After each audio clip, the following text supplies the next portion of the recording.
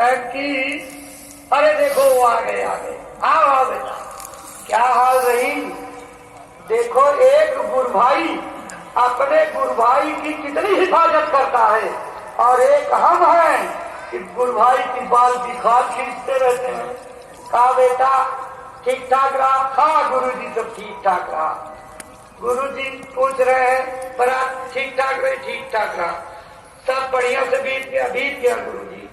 और कोई दिक्कत नहीं गुरु जी? कोई दिक्कत नहीं, सब ठीक ठाक रहा गुरु जी। अब गुरु जी कुरेद करके पूछ रहे हैं, अच्छा तो तुम कुछ खाना वाना खाए थे? हाँ गुरु जी खाए थे। कहाँ खाए थे? अब गुरु कुरेद करके पूछ रहे हैं।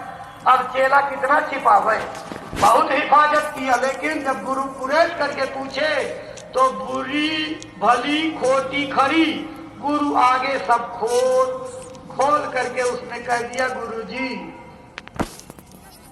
जब कोई नहीं पूछा तो हुजूर कोई मजदूरों की पंगत में बैठ करके भोजन कर दिए, और ये आपकी भजन वाली चादर ओढ़ करके रहे। हुक्का उन्होंने पकड़ाया दूसरे को, कहा जाओ हुक्का ले जाओ। बैठ गए गंभीर मुद्रा में, कहन अरे बुल्ला तेरे पास नहीं आया? कहन हुजूर नहीं आया। अरे तुमको पानी दाना नहीं पूछा? हुजूर नहीं पूछा। अच्छा अच्छा चलो, वो चला गया, झाड़ू लगा रहा, कहीं बुलाओ उसको। बुलाया, अरे ये बताओ बुल्ला तुमसे मिलने नहीं आया? नहीं आया। अरे तुमको दाना पानी नहीं पूछा? नहीं पूछा। अच्छा जाओ, भंडारे भोजन करा, तब तक बुलाओ उसको। अब जूठा हाथ लेकर पीछे करके भाग के आया। अरे ये बताओ बुल्ला तेरे पास नहीं आया? नहीं आया। तुमको दाना पानी नहीं पूछा? नहीं पूछा। अब यही 20 बार। उसके बाद शाम को मौज में बैठे, फिर कहा कि बुलाओ। अरे ये बताओ बुल्ला तेरे पास नहीं आया? नहीं आया। दाना पानी नहीं पूछा? नहीं पूछा। कहा अच्छा वारे बुल्ले, चल बुल्ले इधर आ। ऐसे हाथ फेर करके घुमा करके नीचे कर दिया। अब बुल्ले जो कान में अग्नि डाल करके रोज ऊपर सैर करते थे, सब रास्ता बंद, जपाट दिखाई सुनाई सब बंद, भगत थे। समझ गए कोई गलती बन गई, जैसे इधर दिखाई सुनाई बंद, पगला गए, झोला उठाए भगे यारी साहब के दरबार में। और यारी साहब बैठे थे, कहन देखो कौन आ रहा है? अरे कहन गुरु महाराज लगता है नवाब आ रहा है, ड्रेस बता रही है नवाब। कहन जाओ जाओ दौड़ करके देखो। अब 2500 लोग दौड़ पड़े, जा करके पहचान करके दौड़ करके आए, बताए हाँ हजूर वो बिहार वाला नवाब है। कहा अच्छा ये हुक्का ले जाओ। जैसे नजदीक आए और जैसे दंडवत गुरु की तरफ झुक करके प्रणाम किए, कहन नालायक अज्ञानी बढ़ जा, दिखावटी प्रणाम करने आया। जब मैं तेरे दरवाजे आया तो तू मुझको पानी दाना नहीं पूछ पाया, मैं ठंडी में कांपता रहा, मेरे को मिलने नहीं आया, मेरी हालचाल नहीं पूछा, और तू दिखावटी प्रणाम कर। जा निकल जा दरबार से, मुंह मत दिखाना। 12 साल तक तू मुझको मुंह मत दिखाना। हुक्मी बंदा इसको कहते हैं। उन्होंने गुरु को प्रणाम किया, आदेश सर माथे रख करके पीछे लौट गए और वहीं से रोना शुरू किया। पूरे रास्ते भर बिहार पहुंच करके खेत में खलिहान में अंदर बाहर भीतर गुरु की नया मौत छिन जाने की रुलाई। रोते रहते रोते रहते रोते रोते 11 साल बीत गए। तड़प और पीड़ा इतनी ज्यादा हो गई कि सोचे हम क्या करें, गुरु का दर्शन कैसे मिले। तो सोचते सोचते 1 साल अभी बाकी है, गुरु का दर्शन नहीं मिला। किसी तरह 11 साल बीत गए। नगर की एक वेश्या के पास गए और उससे अर्ज करके कहा कि दीदी मुझे नाचना सिखा दे। उसने कहा कि क्या करेगा? कहा मेरे गुरु नाच गाने के शौकीन हैं और मुझे दरबार से निकाल दिया है। मैं इसी नाचने के बहाने उनका दर्शन करने जाना चाहता हूँ। 2-4 महीने सीखने में लगे होंगे। 1-2 महीने ढोलकिया और बजनिया की गोल तैयार करने में लगी होगी। जब पूरी गोल तैयार हो गई तो लेकर के चले और घूंघट पहन लिया एकदम जोड़ा जामा में, और जा करके दरबार में पहुंचे और पहुंच करके अर्ज लगाई, गुरु साहब हम एक नई कंपनी बना करके ले आए हैं, दया हो जाए हमारी भी नाच देख लीजिए। तो प्यारी साहब क्या नहीं जानते थे, जान नहीं रहे नाचने वाले कौन आए हैं। उन्होंने कहा चलो भाई बंद करो इस नाच को, ये पुरानी नाच बंद करो, अब आज नई नाच देखेंगे। चलो हुक्का पीते जा रहे और नाच शुरू हो गई। और जब घूंघट में वो नाचने वाली नाचना शुरू की और जैसे ही पहली लाइन उसके मुंह से निकली, जब से गुरु बिसराए नयनवा नींद न आए। हालत खराब होने लगी। थोड़ी देर के बाद दूसरी लाइन, पानी बिना जस तलफे मछली, विरह की आग जलाए नयनवा नींद न आए। यारी साहब के आंसू इधर गिर रहे, पर्दे के भीतर घूंघट के अंदर नाचने वाली के आंसू, दोनों तरफ धारा निकल पड़ी। तब तक नाचने वाली ने तीसरी लाइन सुनाया, भूख न प्यास नींद नहीं आवे, जागत रैन सिराए नयनवा नींद न आए। फक करके धारा की तरफ, परनाले की तरह आंसू। और जब उसने आखिरी लाइन सुनाई कि तलफत बीते सांस हमारी, गुरु दर्शन कब पाए नयनवा नींद न आए। प्यारी साहब ने हुक्का थमा दिया, काले जाओ, उठ पड़े। और जिंदगी में आज पहला वाकया कर दिया कि उस नाचने वाली को इसे बाह में पकड़ करके सीने से लगा लिया। सारी महफिल फक हो गई। अरे पगला गए, 80 साल में इनको जो है बुढ़ाई बेला में दिमाग खराब हो गया। आज तक नाचने वाली को अंगुली तक नहीं लगाया था, छुआ तक नहीं था, और आज क्या हो गया, उन्होंने पकड़ करके उसके घूंघट को उलट दिया। और जब मेरे गुनाह माफ कर दो, जबान मुबारक से कह दो मेरी गलतियां माफ हुई, हजूर मेरा जीवन धन्य हो जाएगा। एक बार जबान से कह दो हुजूर मैंने बहुत गलती की, मैंने आपकी मौत को परखा नहीं, महाराज मेरी गलती माफ कर दीजिए। रोते हुए यारी साहब ने कहा, बुल्ले तूने मेरी याद में, मेरी तड़प में इतने आंसू गिराए हैं कि तेरी सारी गलतियां उस आंसू की धारा में बह गई। इसलिए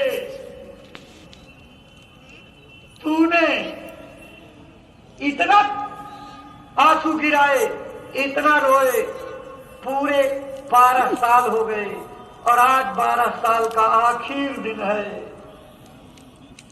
और तेरी भक्ति पूरी हुई और अब मेरा समय हो गया। अब मैं जा रहा हूं अपने धाम को। मेरी ये संगत रूपी बगिया तेरे हवाले, और इसकी देख रेख करना, मेरे पौधों को सींचते रहना, मेरे पौधों में आग मत डालना, भस्म मत करना। अगर एक भी पौधा सूख गया तो मैं तुमको माफ नहीं करूंगा। आए प्रेमी भाई बहनों, गुरु महाराज अपने अधिकार को सौंप करके, जिम्मेदारियां सौंप करके गए। हम सब प्रेमी भाई बहनों का ये कर्तव्य है कि गुरु महाराज की इस बगिया को हरा भरा रखने में अपनी पूरी जी जान लगा दें, एक भी पौधा सूखने न पावे। इस बगिया में गांव गोद लेकर के नए नए पौधे लगाइए, नए नए लोगों को जोड़िए, नए नए लोगों को सत्संगी बनाइए और सत्संगी बना करके नामदान दिलाइए। गुरु महाराज के दरबार से जोड़ दीजिए। अरे प्रेमी भाई बहनों, गुरु महाराज का झंडा बुलंद करने के लिए धर्म प्रचार करना इस समय की सबसे बड़ी जरूरी चीज है। धर्म प्रचार के लिए आपको निकलना पड़ेगा और धर्म प्रचार के लिए एक खाता आपको खोलाया गया है। आप भूल गए क्या? धर्म प्रचार में आपका बूंद बूंद सहयोग जुड़ता रहे, इसके लिए पूज्य महाराज जी ने 1 साल से ज्यादा समय हो गया आपसे कहा था, प्रेमी सत्संगियों अपने घर में एक एक गोलक रख लो, उसमें ज्यादा नहीं, हर प्राणी 1 रुपया डालेगा, 1 से ज्यादा नहीं, जितने प्राणी, हर छोटा बच्चा भी हो तो उसके भी हिस्से का 1-1 रुपया डालिए। पूरे महीने का सिक्का जब भर जाए उसको ताला खोल करके बाहर कर लीजिए और उसके बदले कागज के नोट उतने बराबर उसमें डाल दीजिए और फिर महीने भर इस सिक्के से काम चलाइए। यही सिक्का 12 महीने आपके काम आता रहेगा और आपकी ये सेवा जब न्याय पंचायत के जिम्मेदार आवे तो उनके रजिस्टर पर जमा करके दस्तखत कर दीजिए और वो सेवा ब्लॉकों के माध्यम से जिले के स्तर से होती हुई गुरु दरबार में पहुंचाएगी, जिसका उपयोग धर्म के प्रचार में हो जाएगा। इस चीज को कितना आप कर पाए, आदेश पालन कर पाए, इसको आप रात को सोचिएगा। और अगर गफलत हो गई है तो हुक्म अदूली हो गई है। इस हुक्म अदूली के गुनाह को माफ कराने के लिए अब देर मत करना, जाते ही जाते अपने घर में 1 गोलक सब लोग रख लेना और गुरु महाराज के दरबार का आदेश है 1 ही रुपया डालना है। बुद्धि की पहलवानी मत दिखाना कि मैं एक साथ 300 दिन का डाल दूंगा, या बड़ा तेजुखा मत बोलना कि हम 2 रुपया 5 रुपया रोज रोज डालेंगे। जी नहीं, जितना हुक्म हो उतना ही करना, जितना हुक्म है उतने ही करना, उसी में दया मिलेगी। अक्षरशः पालन तभी होगा जब आप 1 रुपया डालोगे। आप गफलत मत करना, कहीं होशियारी दिखाओगे तो चूक जाओगे। इसलिए जितना हुक्म हो दया मांगो, कृपा मांगो और फरियाद करो कि आपका जितना हुक्म हो जाए कम से कम मेरे शरीर से उतनी सेवा आप ले लीजिए। जब फरियाद पुकार करोगे तो आपसे वो सेवा उतनी ले लेंगे, लेकिन अपनी अकल लगा करके बुद्धि लगाओगे, तर्क वितर्क करोगे, इसमें आपका नुकसान हो जाएगा। इसलिए प्रेमियों, सबसे पहली जरूरत आदेश पालन में गोलक रखना। इस गोलक को रखिए, इससे कितनी बड़ी दया आपके घर में आएगी इसको आप नहीं बताएंगे, खुद देखिएगा कि गोलक की सेवा का धर्म प्रचार आपके घर पर कैसे दया बन करके उतरेगा, ये आपके जीवन में आएगा। ये छोटी सी बचत है, छोटी सी सेवा, और छोटी सेवा से ही आदत डालो। उससे दूसरी सेवा क्या है? गांव को गोद लेना। अब गांव गोद लेने का हुक्म हो गया। गांव गोद क्यों लेना है? उनके कल्याण के लिए और अपने कल्याण के लिए। जब किसी के पास कोई बच्चा नहीं रहता तो बुढ़ाई बेला में मदद करने के लिए लोग बच्चों को गोद ले लिया करते हैं। जिस दिन से कोई किसी औलाद को गोद लेता है तो आप भारत का इतिहास और गोदनामे का इतिहास पढ़िए। उसी दिन से पैदा करने वाले माँ बाप का अधिकार खत्म और गोद लेने वाले का अधिकार शुरू हो जाता। अब नाक बहेगी तो गोद लेने वाले को पोंछना, दस्त होने लगे तो साफ सफाई करना बच्चे की, बीमार हो जाए तो दवाई करना, पढ़ाई लिखाई कराना, बड़ा हो जाए शादी ब्याह कराना, बहू नाती पोते हो जाए उनकी सबकी देख रेख करना। गोद लेने का कितना लंबा इतिहास है, कितना लंबा आपका खाका है। इसलिए प्रेमी भाई बहनों, गोद इसी तरह से लीजिएगा, केवल नाम लिखा करके और अपने खाते में रखोगे तो दया भी नाम लिखी रह जाएगी। इसलिए दया को लेना तो उस गांव को अपना समझिए, अपनी औलाद समझिए।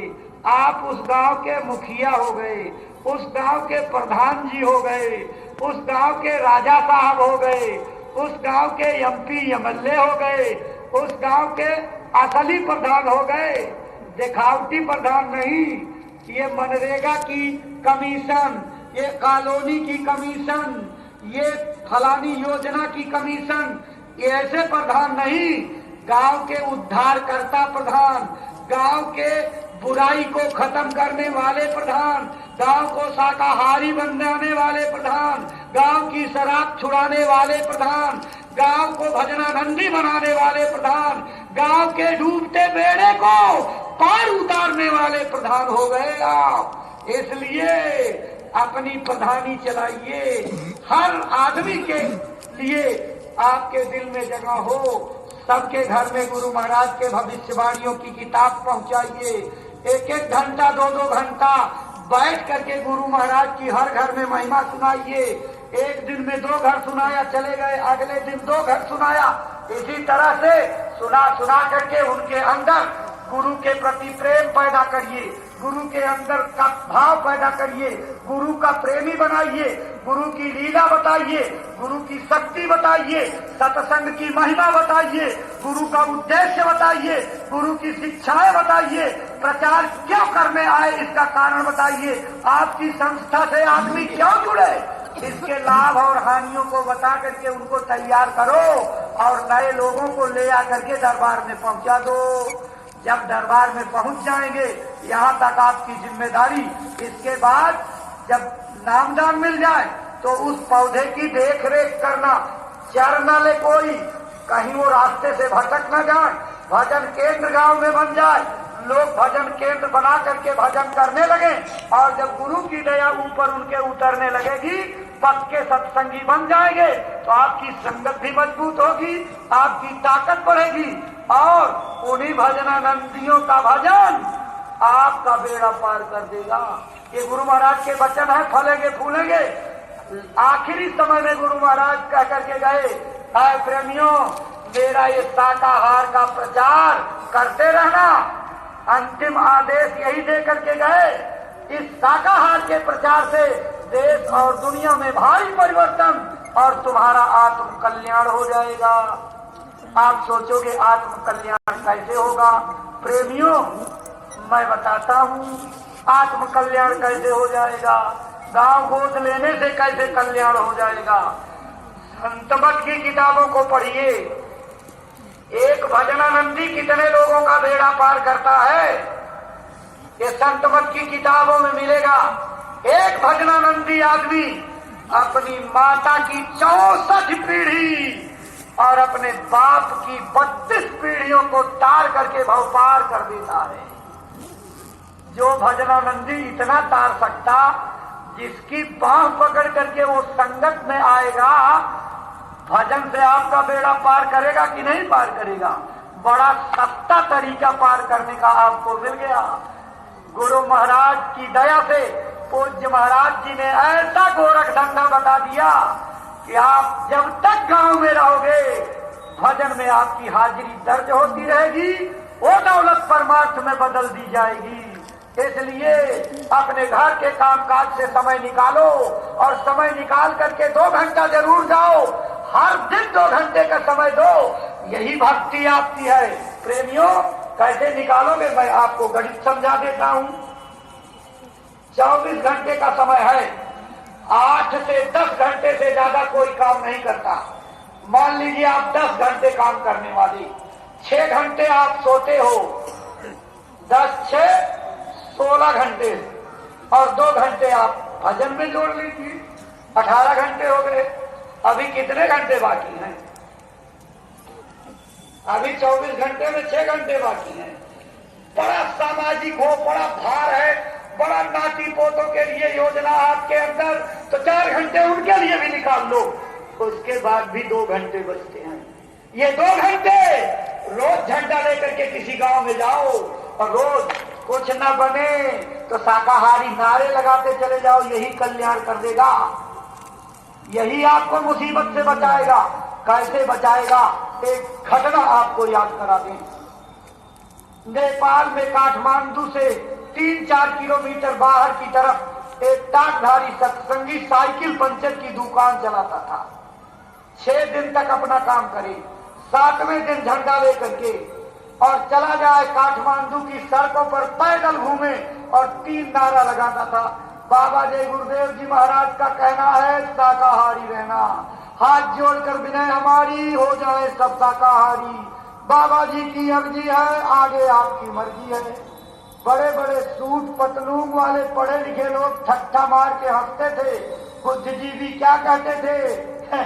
नेपाल जैसे देश में जहाँ एक एक गांव में 20-20 हजार भैंसे काटे जाते हों और मुर्गे काट करके दुकानें ऐसे सजाई जाती हैं जैसे आपके मेले में दुकानें सजी हूं, चमड़ी उधेर करके मुर्गे जहाँ पर सजाए जाते हों, उस नेपाल जैसे नगरी में ये शाकाहार की बात करने आ बुद्धू कहीं का।